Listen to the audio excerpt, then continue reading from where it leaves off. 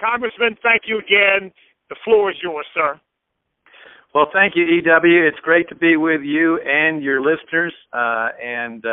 It's been a busy time in the Congress. Last week we actually accomplished some good things I want to talk about, but then I'll be happy to take questions about any subject that your listeners would like to take up related to our work in the Congress. And first of all, thank you for hosting these programs. I think they are very informative. I also am sitting near a clock that's going to make a little sound here for a minute. But let me start out by talking about the effort in the Congress following the revelations by Edward Snowden, who I am no fan of, by the way. I think that he took millions of documents from the U.S. government, many of which are very substantive. I fear that some of those may have fallen into the hands of the Chinese or the Russians. But as a part of that process, reporters covering on what he did reveal that, in my opinion, and the opinion of many others, the intelligence service, the National Security Agency, was gathering bulk data, in particular telephone metadata, and storing it for up to 5 years, and then applying tests to it to see if they could use that data to track down terrorists. And while we're all in favor of tracking down terrorists and keeping our country safe, this idea of the government gathering huge quantities of data about law-abiding American citizens and then storing it for long periods of time was very concerning to many members of Congress. So last week, a bill that was passed by the House Judiciary Committee came to the floor of the House, and it bans the collection of bulk data by the government, and not just under Section 215 of the Patriot Act, which was the revelations by Edward Snowden, and not just related to telephone metadata, but related to any kind of data under any kind of government program. So in addition to Section 215, it also covers what are called national security letters and what are called pen register trap and trace programs. Some of these have been used for many, many years to track down not just terrorists but criminals. And when used properly, they're effective law enforcement tools. But the concern was that if we just banned collection of data under Section 215, a government willing to misinterpret that law, which I think they did, would be also willing to use other laws in an inappropriate way. So this legislation covers all of those areas and all types of data. So not just telephone metadata, but financial records, medical records, gun records, you name it, they are not allowed to collect bulk data. And secondly, it creates more transparency into what the Foreign Intelligence Surveillance Court, the court that reviews these requests for the ability of the government to check on the activities of suspected terrorists, and it creates more transparencies for the companies that receive the requests from the government agencies for them to be able to tell more about what they are being asked of the government agency. So the program is going to be much more transparent, and the bulk collection of data is banned. The other thing I want to mention briefly is that the fastest growing criminal enterprise in the world is sex trafficking, particularly of our children.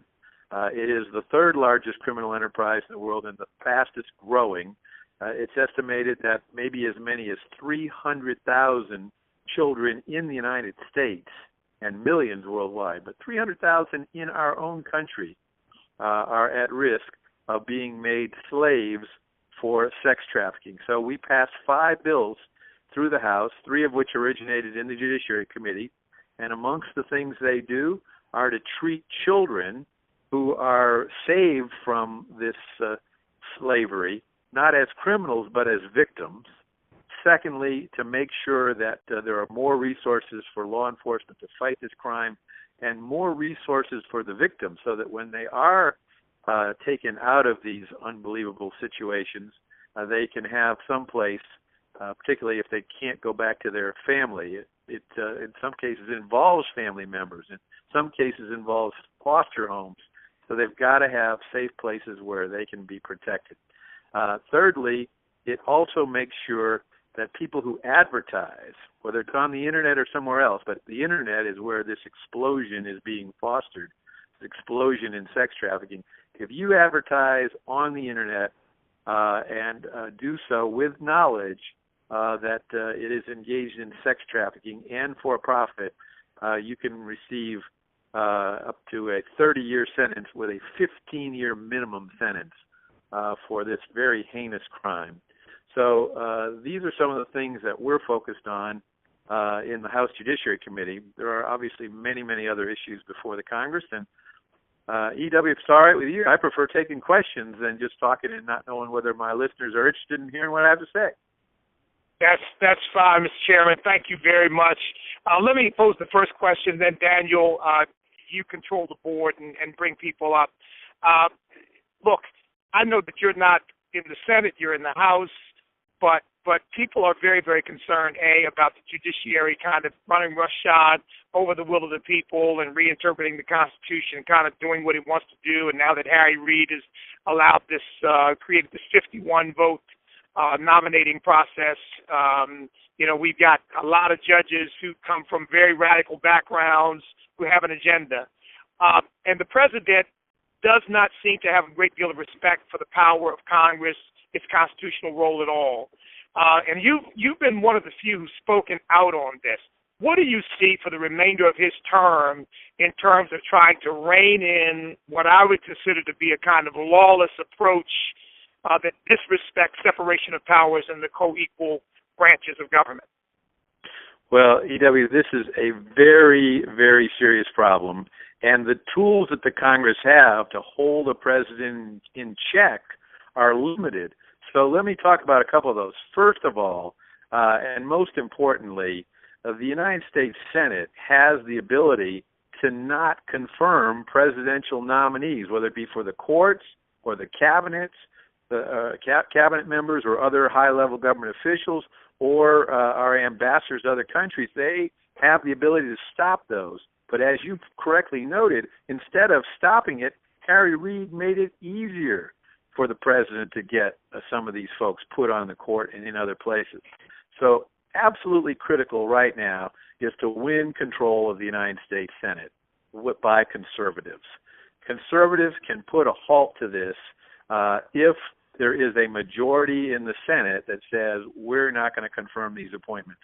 And that will force the president to either go without the appointments, which would be fine with me if he's going to put radicals on there, or come up with people who I probably still wouldn't think they're the greatest, but he is the president. He does get to make appointments to the courts, but he'd have to make appointments that were approved by conservatives, and therefore we're going to get at least some more balance on the court. So that's number one.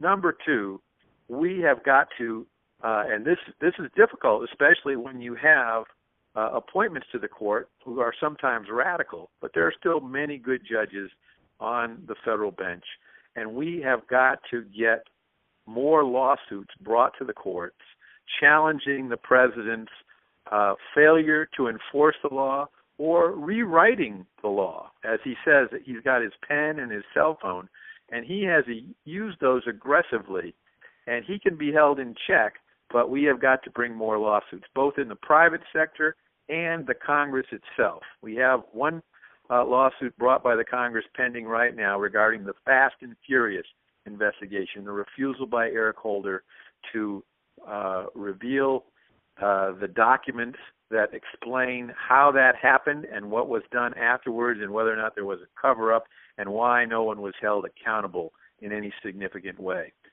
That's been tied up in the courts for years. So we passed a bill, again, originating in the Judiciary Committee, that does two things. Number one, it improves the standing of the Congress to bring cases to court. The courts have all kinds of rules in which they can avoid taking responsibility for deciding constitutional disputes between the legislative branch, the Congress, and the executive branch, the president. And yet they duck them all the time. Secondly, it speeds up the time. It expedites it. So it says you shouldn't be able to dilly-dally about making an important decision. You've got to resolve it within 7 months. of the time the lawsuit's brought. And that includes a 3-judge lower court and then going straight to the United States Supreme Court for a decision.